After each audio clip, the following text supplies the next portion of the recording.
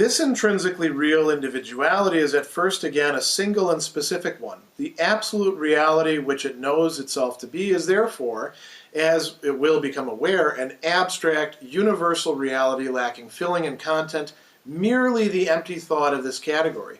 We have to see how this notion of intrinsically real individuality characterizes itself in its moments, and how its notion of itself enters into its consciousness.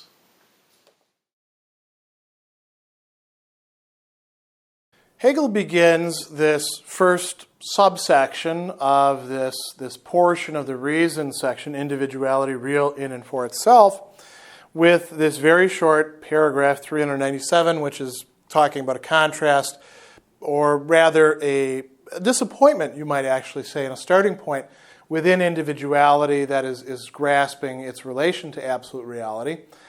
And this section is entitled The Spiritual Animal Kingdom and Deceit, or the Matter in Hand Itself. I wanted to talk a little bit about this term, and I don't have to say too much about it because we're going to develop it over the course of the next paragraphs. Spiritual animal kingdom. So spiritual is just geistige, right? Makes sense. We're on our way to spirit. Spirit is already, sort of infecting the whole thing going backwards, although there is a section spirit that we're going to move into next. But the animal kingdom, Tierwelt. Tier is animal, and notice that it's not a kingdom, it's a Welt, a world, the world of animals. Why translate that as the animal kingdom? Well, because what we're thinking of is all the different varieties of animal life and their own distinctness all in, connection with each other.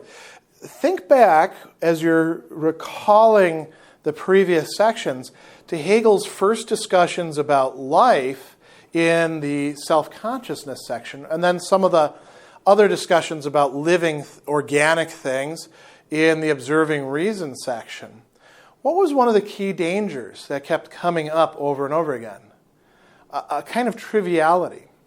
We see something like that being suggested here as Hegel talks about individuality, and here the translation says intrinsically real individuality. This is an sich reale, intrinsically works, in itself real. Individuality is at first again a single, einzelne, right? We've been talking about individuality all this time, and specific, bestimmte, determined way, right? The absolute reality, it says, which it knows itself to be, therefore, as it will become aware, an abstract, universal reality lacking filling and content. So we've got a problem here, a problem which this individuality is going to be trying to resolve in the paragraphs yet to come. And Hegel says, this is where we start. We have to see how this notion of intrinsically real individuality characterizes itself in its moments and how its notion of itself enters into its consciousness. This is all a very fancy way of saying we have to observe how it makes sense of itself and how it does so, remember, through its action. It makes sense of itself through how it comports itself, how it relates to itself in its behavior. The notion of this individuality, which as such knows itself to be all reality, is to begin with a result. It has not yet set forth its movement and reality, and is posited here immediately as a simple in itself or implicit being. Negativity, however, which is the same as that which is manifested as movement, is present in the simple in itself as a determinateness, and mere being or the simple in itself becomes a definite range of being. Accordingly, individuality appears on the scene as an original determinate nature. Original, for it is implicit. Originally determinate, for the negative moment is present in the in itself, and this latter is thus a quality. This limitation of being, however, cannot limit the action of consciousness, for here consciousness is a relation purely of itself to itself.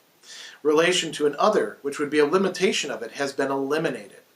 The original determinateness of the nature is therefore only a simple principle, a transparent universal element in which the individuality remains as free and self-identical as it is unimpeded in unfolding its different moments, and in its realization is simply in a reciprocal relation with itself. Just as in the case of indeterminate animal life, which breathes the breath of life, let us say, into the element of water or air or earth, and within these again into more specific principles, steeping its entire nature in them, and yet keeping that nature under its own control and preserving itself as a unity, in spite of the limitation imposed by the element and remaining in the form of this particular organization, the same general animal life.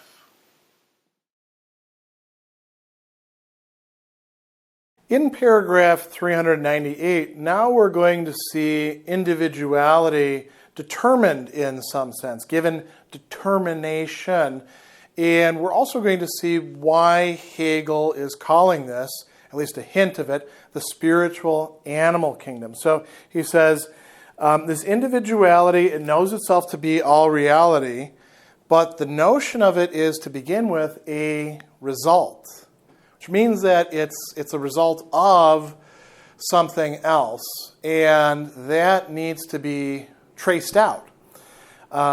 He talks about it as being immediate, as posited immediately as a simple in itself or implicit being.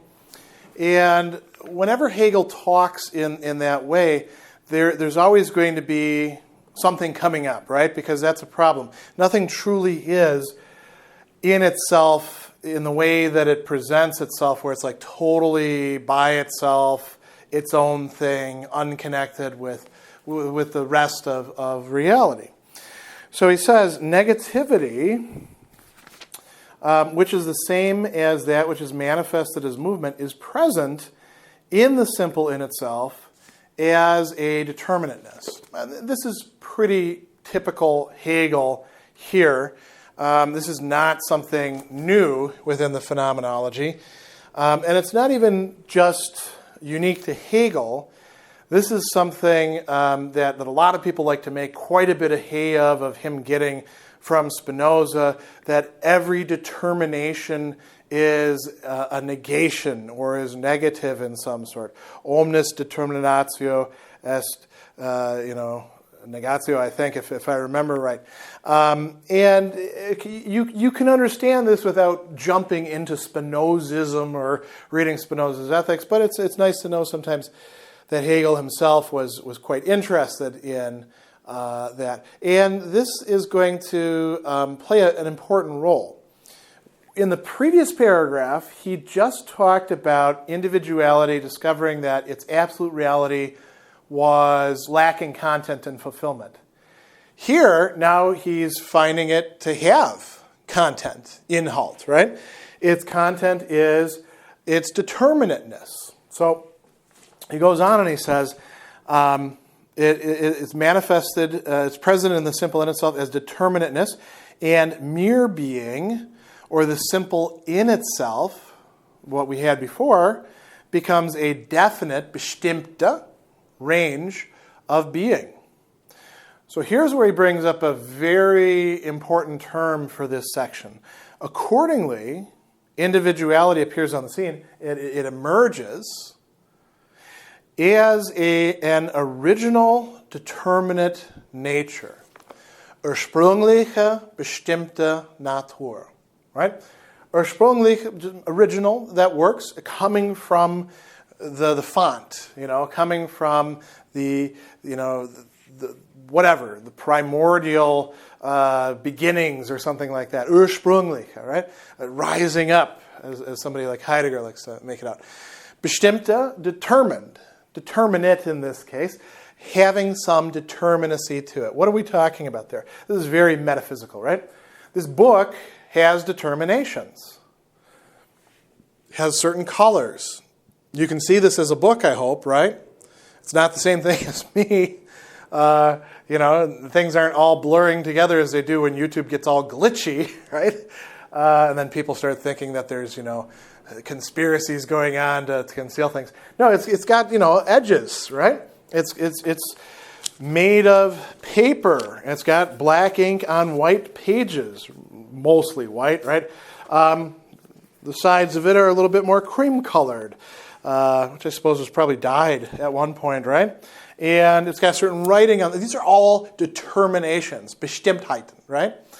So individuality, as individuality, comes on the scene as this individuality, as this determined nature. And he talks about it as an original, or originally determined nature. Then he explains, he says, original, for it is implicit. Originally determinate, for the negative moment is present in the in itself, and this latter is thus a quality. The in itself turns out to be a quality rather than a substance. That's important to keep in mind. So he goes on and he says, this is a limitation that's taking place, right? So again, we have this every negation is limitation or something like that. Every negation is negative. Every negation occurs in relation, every determination rather, occurs in relation to what is not it. So the book is, in a certain sense, not the chalk, even though the chalk is being used to explain the book, right? The book is not me. I am not the camera.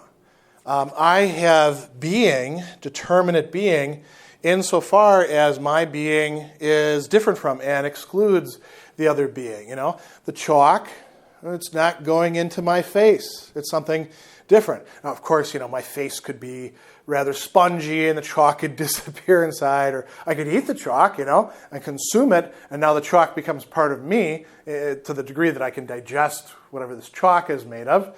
But you get the idea. Every determinate being, in a certain sense, excludes other beings. It pushes it away. Hegel talks here about a limitation of being, which can only occur in relation to an other, something that is other than the being. And this is not what we're focused on here. He's not saying, by the way, that there isn't a limitation of being with the individuality. There is, in fact. This individuality exists in a world with all sorts of other individualities.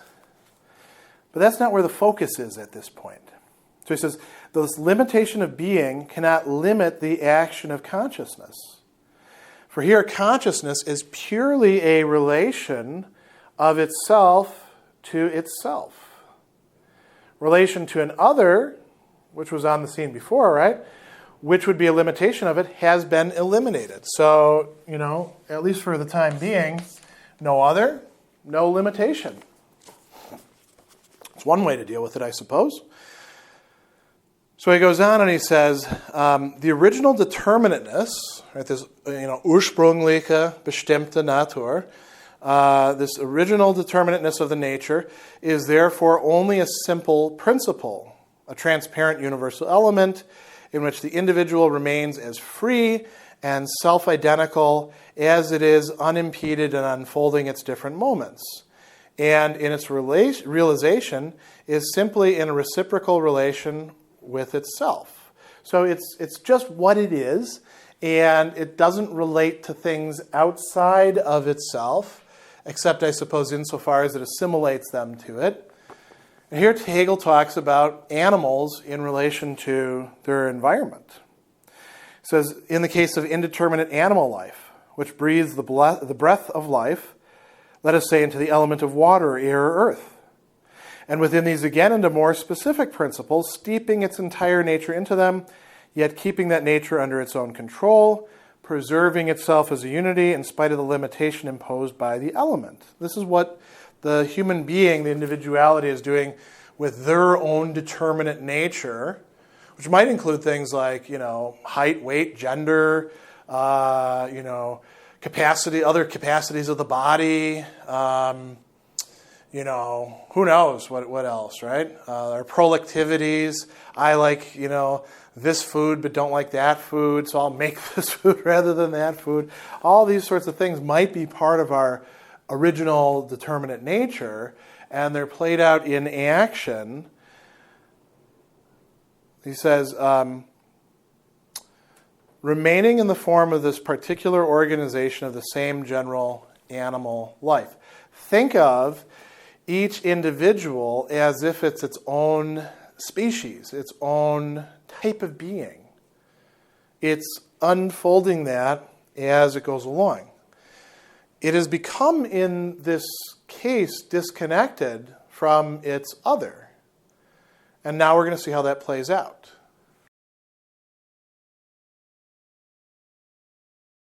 This determinate original nature of consciousness, which remains free and entire, in it appears as the immediate and sole proper content of that which for the individual is its end. Admittedly, it is a determinate content, but it is only a content at all insofar as we consider the in itself in isolation. In truth, however, it is the reality that is permeated by individuality, actuality as it is present in consciousness qua individual, and it is, in the first instance, posited as merely being, not yet as acting. But as regards action, that determinateness is, on the one hand, not a limitation it would want to overcome, for, regarded as an existent quality, it is the simple color of the element in which it moves. On the other hand, however, negativity is a determinateness only in being, but action is itself nothing else but negativity. Therefore, when individuality acts, determinateness is dissolved in the general process of negativity, or in the sum total of every determinateness. Here in paragraph 399, Hegel is going to show us some of the implications of action as that by which consciousness is getting to know, understand, make sense of, relate to itself. And that's going to happen mostly at the end of this paragraph, so quite a bit of this is happening earlier on. He says, this determinate original nature of consciousness, which is what we're focused on now, right? A particular individuality, it remains free and entire, or he says, remaining whole is another way of translating, ganz bleibende. It's remaining what it is, right? It's able to keep itself in its being with its determinations. He says, it remains free and entire, and in it appears as the immediate and sole proper content of that for which the individual is its end, its goal. And we've seen a lot of discussion of action being its own goal or end, its Zweck, right? Individuality, it has itself as a goal, right? And so now it's framed in terms of this determinate original nature as being really coterminous for the individual with its end or goal. Now, here's where we get this part, right? It says, admittedly, it is a determinate content, but it's only a content, something that has determinacy, insofar as we consider the in itself in isolation. So we're, like we saw in the previous paragraph, we're like pushing other beings aside, right? And we're saying, well, this is just how the thing happens to be. And we saw this before in saying that this determinate original nature was itself a result, a product, but we don't know what it comes from. There was an immediacy to it. So Hegel goes on and he says, in truth, however, all this is the reality permeated by individuality. Okay, so no real surprise there. Actuality as it is present in consciousness qua individual. And it is, here we go, in the first instance, posited as merely being, not yet as acting. So insofar as we're thinking in terms of being, all of this is just the way it is. Again, it's a, as we saw in the last paragraph, it's a result. It just happened to turn out that way, right? This is the way a lot of things do work in this section, the spiritual animal kingdom. Now, what happens when we bring action into the picture?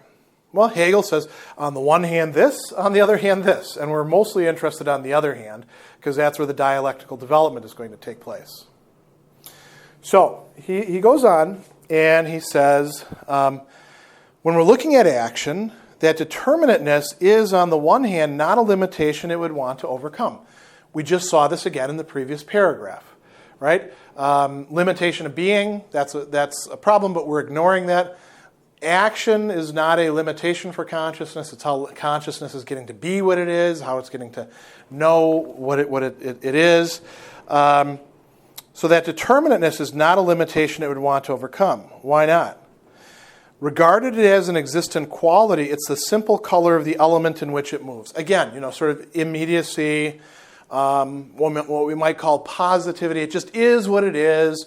I have this kind of proclivity, and I do this kind of thing over here. Oh, looks like I have a musical talent. I start playing bass, and now I'm playing in a band, and that's what I do. And that's the kind of individuality, the shape of consciousness that I am. Or I start cracking rocks because it turns out that I like the way that they look.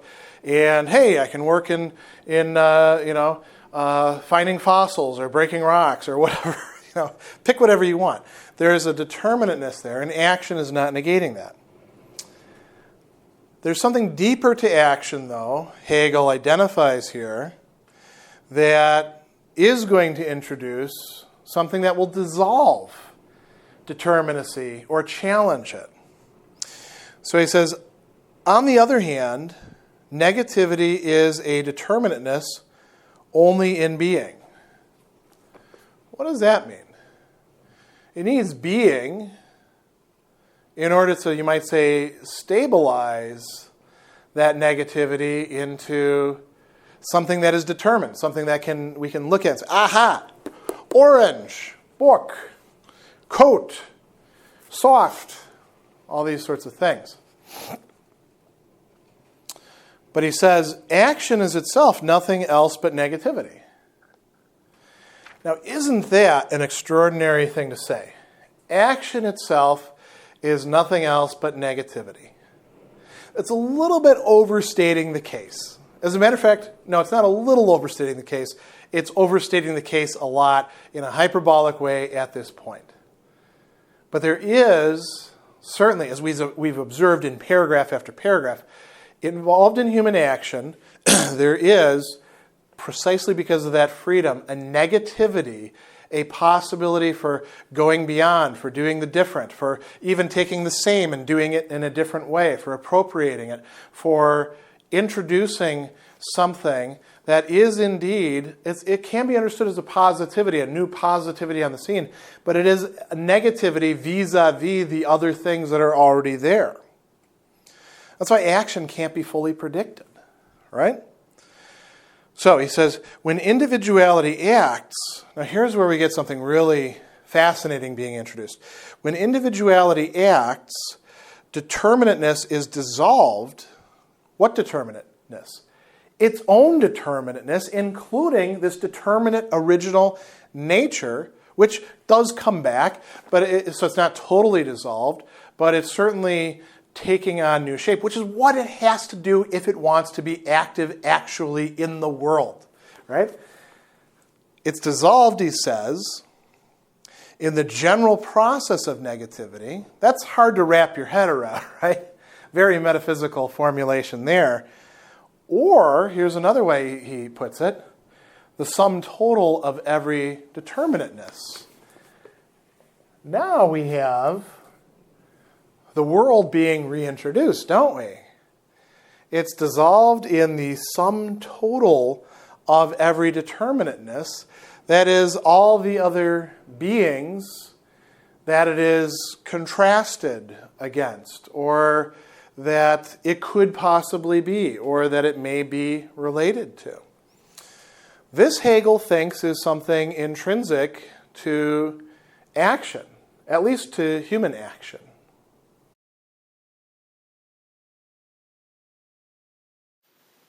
In action and the consciousness of action, the simple original nature now splits up into the distinction which action implies. Action is present at first in the form of object, an object too, as pertaining to consciousness, as end, and hence opposed to a reality already given. The second moment is the movement of the end conceived as passive, and realization conceived as the realization of the end to the wholly formal actuality, hence the idea of the transition itself, or the means.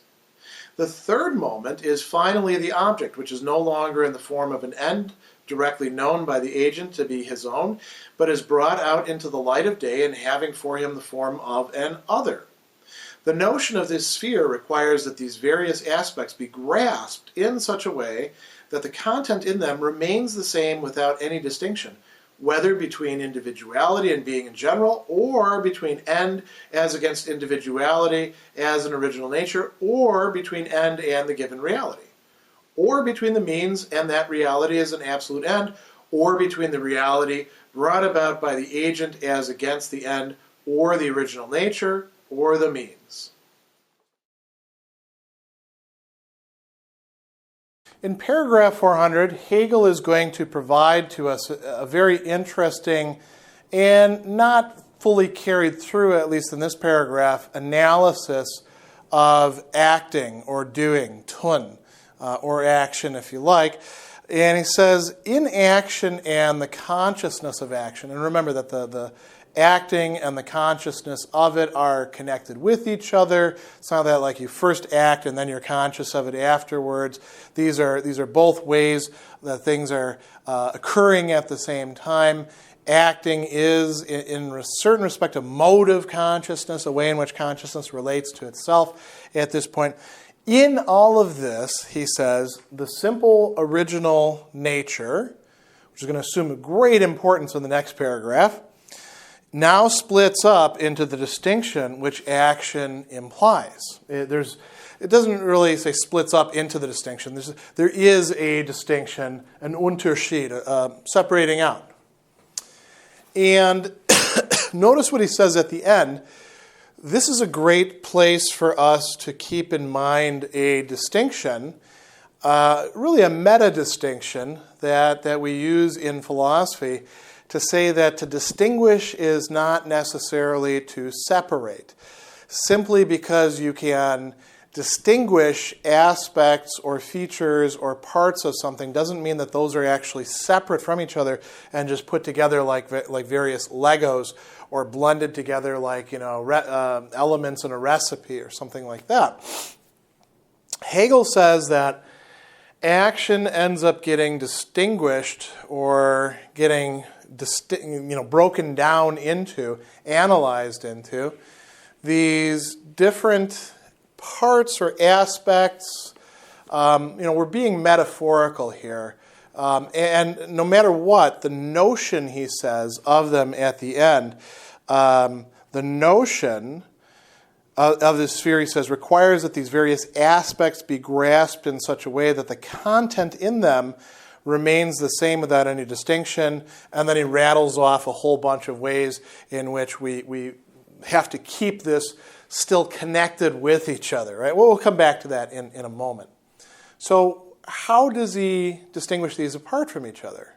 How does this separating out, at least in thought, work? He starts out by talking about the end and the given reality. Right? So we have a set of contrasts here. He says the action is present first in the form of object, of what it is that the action is aiming at, its purpose, its goal, its end, its Zweck.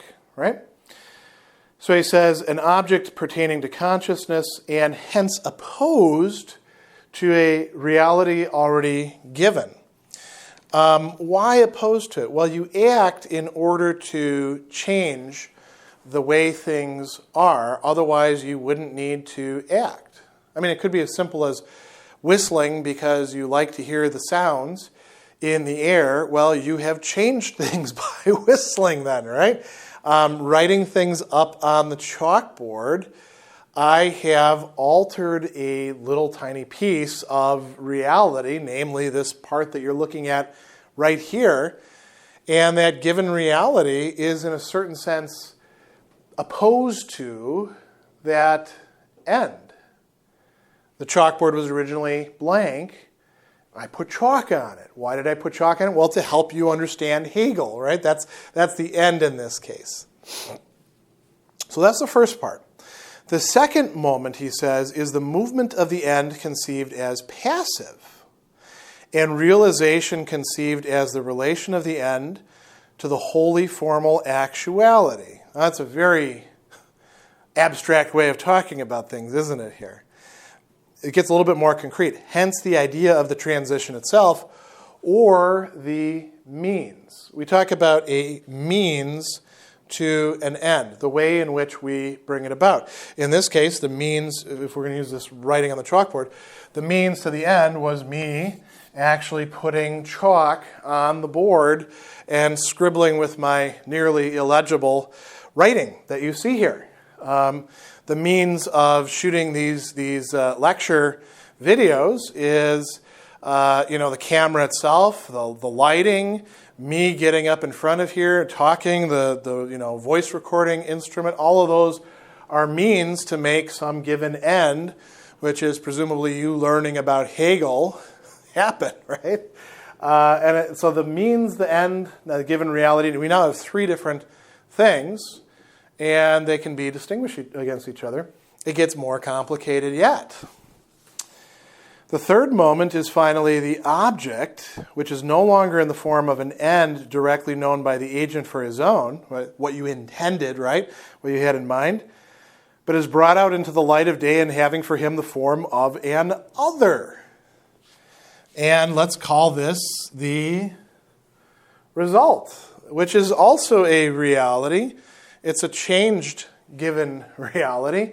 We've changed the given reality to the intended reality. Kind of. This example of the chalkboard is perfect here. If I could write with beautiful lettering on the chalkboard, I would do so. Maybe I could employ a means of having somebody else come up here and write for me, right? That would be a possibility. Unfortunately, this is I'm the main show, so I do all the writing here. And I'm not happy with how this looks. Not at all. That is the result. That's the reality. And it's good enough, right? But it sure isn't what I have in mind as I'm up here writing. It's got a very strong connection. And so all of these are actually, notice, these are all interconnected with each other, right? Even the means, of course. The means is what brings about the result. Maybe because the means are my, hands that have crappy penmanship. That's why we have that result rather than that transition. And we can even say that the means themselves are connected with the given reality because we tailor the means to the reality when we're doing good thinking about that. So all of these are interconnected with each other. And every time that we do an action and consciousness of action, this is all involved in it. That's part of what's going on in human action.